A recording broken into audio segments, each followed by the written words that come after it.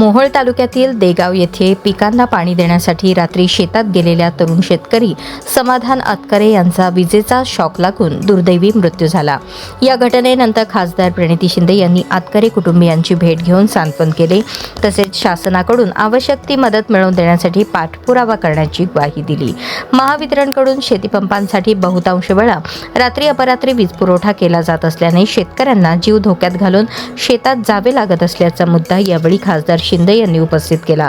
समाधान अतकरे हे पिकांना पाणी देण्यासाठी शेतातील विहिरीजवळ गेले असता त्यांना विजेचा शॉक लागला। या दुर्घटनेत त्यांचा मृत्यू झाला। त्यांच्या पश्चात पत्नी व 2 लहान मुले आहेत। यावेळी बोलताना खासदार शिंदे म्हणाल्या, शेतकरी मोठ्या कष्टाने पिके उभी करतो, मात्र शेती पंपासाठी रात्री वीज पुरवठा होत असल्याने त्याला अंधारात शेतात जाऊन जीव धोक्यात घालावा लागतो। अशा दुर्घटना टाळण्यासाठी शेतकऱ्यांना दिवसा आणि सुरक्षित वीज पुरवठा देणे आवश्यक आहे।